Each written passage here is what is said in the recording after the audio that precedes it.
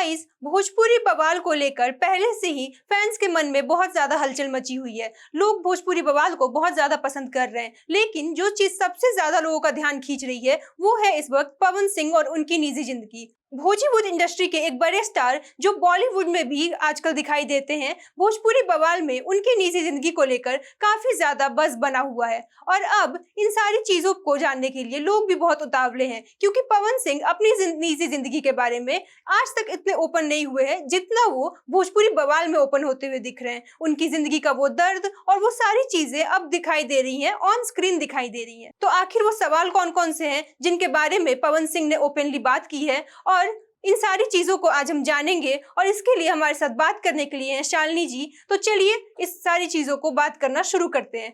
शालिनी जी, सबसे पहले मैं आपसे पूछना चाहूंगी पवन सिंह के उस लेटेस्ट इंटरव्यू के बारे में जो जन्नत ने किया है। इस पे पवन सिंह काफी ज्यादा ओपनली बात करते हुए दिख रहे हैं, अपने पास्ट रिलेशनशिप्स के बारे में भी और सारी चीजों के बारे में भी। तो इस पे आप क्या कहना चाहेंगी? देखिए, आपने कई बार पहले देखा होगा कि पवन सिंह बहुत आसानी से कहीं बोलते हुए नजर नहीं आए होंगे अपनी पर्सनल लाइफ के बारे में, अपने निजी जीवन के बारे में, कि उनका किसके साथ क्या रहा है, उन्होंने किसको क्या कहा है, या इंडस्ट्री में चाहे उनको लेके चाहे कितनी भी अफवाहें उड़ती रही हो, चाहे लोग क्या कह रहे हो, लोग लाइव आकर, लेकिन बहुत रेयरली ही पवन सिंह जो है वो बोलते हुए दिखाई देंगे। लेकिन मुझे लग रहा है कि पहली ही बार आप कह सकते हैं, क्योंकि वो कहीं ना कहीं अपने लव लाइफ के बारे में डिस्कस करते हुए नहीं, तो उनका कैरेक्टर बहुत जॉली है। हाँ। वो हंसते हुए खेलते हुए दिखेंगे, लेकिन ऐसे सैड या बात करते हुए नहीं। हाँ, लेकिन उन्होंने इस इंटरव्यू में एक जगह कहा है कि भाई मुझे अब उम्मीद नहीं है। जन्नत जुबैर ये पूछती हैं कि आपको उम्मीद है या किसी से, या निराशा है, आपको दोनों में से क्या है?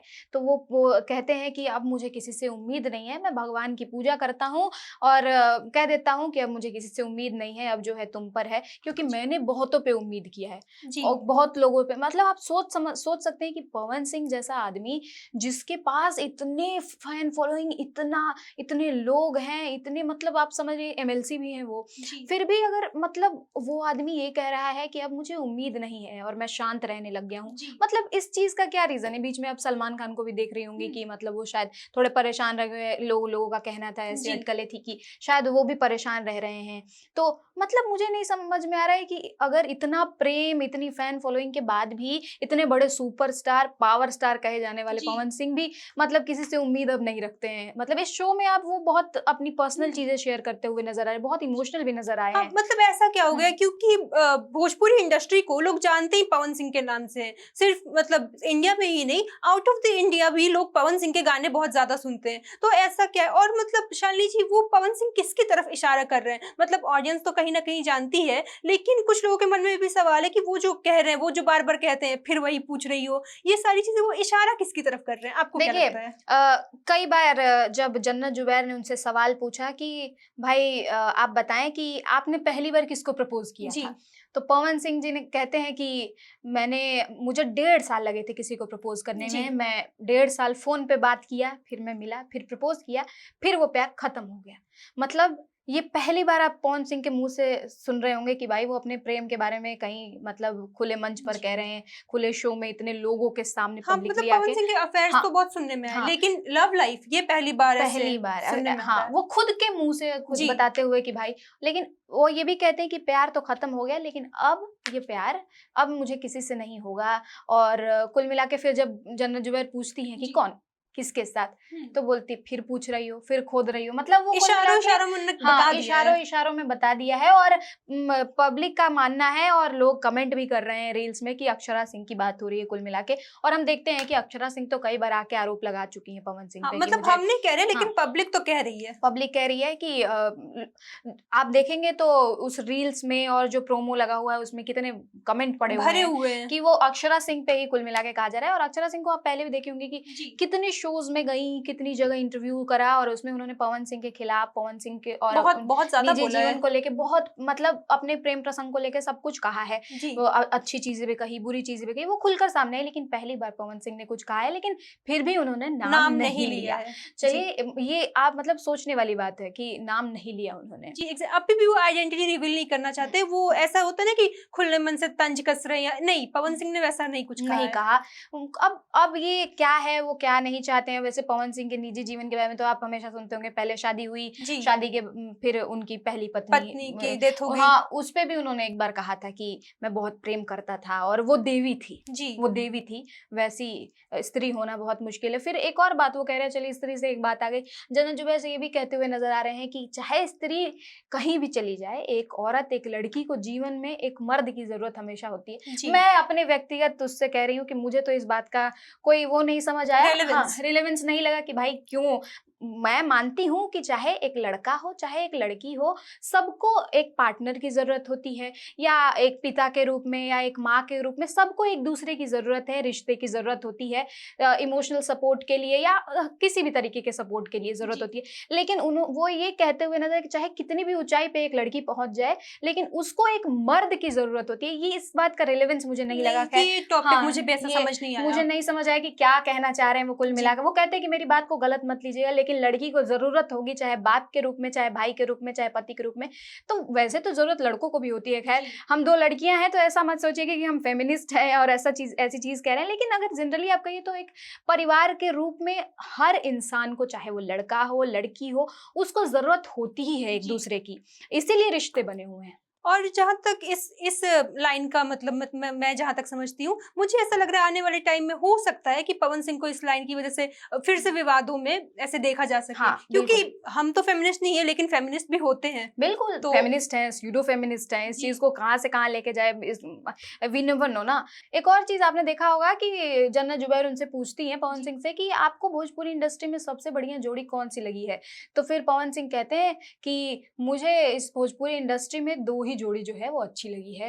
और फिर वो पूछती है नाम, फिर कहते हैं फिर नाम पूछ रही हो। समझ जाओ कि दो ही जोड़ी हुई है, और पहले एक तो जोड़ी हुई है, वो पवन सिंह के जीते जी वैसी जोड़ी अब नहीं बन सकती है, वो इतना भी कहते हैं। वो कुल मिलाकर अक्षरा सिंह के तरफ इशारा कर रहे हैं, और फैंस कह रहे हैं कि एक तो अक्षरा सिंह है, लेकिन दूसरी कौन है? दूसरा नाम अभी तक रिवील हुआ नहीं है, लेकिन फैंस जहां तक आजकल डिटेक्टिव बन गए तो वो नाम निकाल ही लेंगे। अब वो नाम निकाल ही लेंगे। कुछ लोग कुछ बता रहे हैं, कुछ लोग काजल राघवानी कह रहे हैं, कुछ लोग स्मृति सिन्हा को कह रहे हैं। हालांकि वो अब नहीं दिखाई पड़ती है, लेकिन एक समय पे उनका भी बहुत बोलबाला था भोजपुरी इंडस्ट्री में, बहुत अच्छी हीरोइन मानी जाती थी, और पवन सिंह के साथ उनको लोग बहुत पसंद करते थे। इन दोनों की केमिस्ट्री लोग, तो हो सकता है उनकी भी बात हो, लेकिन अक्षरा सिंह तो एक फिक्स है, ये लोगों का कहना है। और हमें भी लगता है कि सच में पवन सिंह और अक्षरा सिंह की जो जोड़ी थी वो बहुत बेहतर, बहुत लाजवाब थी, बहुत अच्छी थी। जी। और जहां तक अगर ये सारी चीजों की बात हुई नहीं है, तो एक भविष्यवाणी भी हो चुकी है कि पवन सिंह को 45 तक उनका प्यार मिल जाएगा। तो इस पे आप क्या कहेंगी, और ये भविष्यवाणी जिन्होंने की है उन पर आप क्या कहेंगी? अब राधे माँ की लीला वही जाने। वो कभी किसी रूप में दिखती, कभी किसी रूप में, बीच में गायब हो गई थी, फिर वो आई हैं। और भोजपुरी बवाल में धमाकेदार एंट्री के साथ वो धमाकेदार बोल दी भाई, धमाकेदार बात भी कह दी कि भाई भविष्यवाणी भी कर चुकी है वो धमाकेदार। वो बोल रही हैं कि भाई पवन सिंह, आपको बहुत सुंदर और बहुत प्रेम करने वाली बीवी मिलने वाली है 45 साल की उम्र में। तो आप समझिए कि वो पवन सिंह जो कह रहे हैं कि मुझे अब किसी से उम्मीद नहीं है, अब मैं सब भगवान पे छोड़ दिया हूँ, अब मैं अपने में रहने लगा हूँ, मैं अकेले नहीं रहता हूँ, मैं लोगों के साथ रहता हूँ, क्योंकि मुझे ओवर थिंकिंग होती है। अब उनको एक बीवी मिलने वाली है। ये हम नहीं कह रहे, ये राधे माँ की भविष्यवाणी कह रही है। अब देखिए क्या उनको बीवी मिलती है या नहीं मिलती, लेकिन अगर उनको मिलती है तो हम चाहते हैं कि बिल्कुल, जैसा उन्होंने कहा कि एक लड़की को एक लड़के की जरूरत होती है, हम चाहेंगे कि उनको भी एक सुंदर बीवी और प्रेम करने वाली बीवी मिले, कि उनके जीवन से अकेलापन दूर हो। और वैसे भी उनके पास फैन फॉलोइंग की तो कमी नहीं है, प्रेम की कमी नहीं है, लोग बहुत प्यार करते हैं। पवन सिंह के बारे में अगर कोई कुछ कह दे तो भाई लोग जितना वो टूट पड़ते हैं, ट्रोलिंग भी आ जाएगी, हम भी कुछ कह दें तो हमारे पास भी आ सकती है, वी नेवर नो, लेकिन लोग प्यार करते हैं। मैं भी अपना व्यक्तिगत मानना है कि पवन सिंह जैसा भोजपुरी में कोई गाने वाला नहीं। एक समय था जब वो गाते थे, मतलब मैं भी बहुत बड़ी फैन हूँ, बचपन से सुनते हुए। जब हमारे यहाँ वो कैसेट वाला था, वो साउंड बॉक्स हुआ करता था, तब वो उनका गाना आया था जब पहली बार वो माई डोली चढ़ी एंड ऑल, तो वो सब गाना हमने भी सुना है, और मैं भी बहुत बड़ी फैन रही हूँ उनके गाने की कुल मिला के। और मुझे लगता है कि जितने वर्सेटाइल भोजपुरी सिंगर वो हैं, वो मुझे नहीं लगता कि कोई और होगा, और बहुत बहुत बेहतर गाते हैं। और ये भविष्यवाणी कोई और करता तो चल भी जाती, लेकिन राधे माँ अचानक से, मतलब किसी ने सोचा भी नहीं था कि भोजपुरी बवाल राधे माँ का कमबैक करा देगा, पर कमबैक हो गया।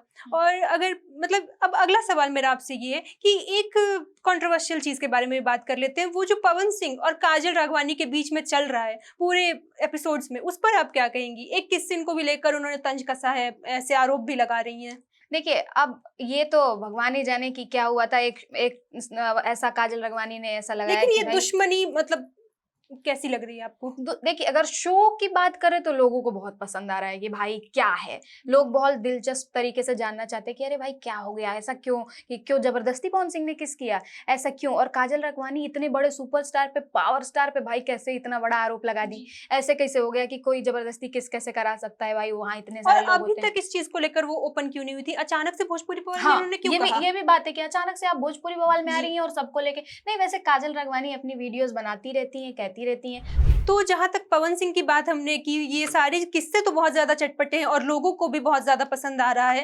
भोजपुरी बवाल में जहाँ पे इमोशंस भी दिख रहे हैं, फनी चीजें भी दिख रही हैं, जैसे पवन सिंह और भारती का जो सेगमेंट दिखा, तो और मतलब काफी सारे लोगों को चीजें अलग अलग तौर पे अच्छी भी लग रही हैं। आपका इन सब पर क्या कहना है? कमेंट में हमें जरूर बताएं। अगर आप पवन सिंह के फैन हैं तो उनके लिए एक लाइन जरूर लिख कर जाएं। मैं स्वप्निका सिसोदिया और मेरे साथ थी शालिनी जी, और आप देख रहे थे राष्ट्रवाणी। धन्यवाद।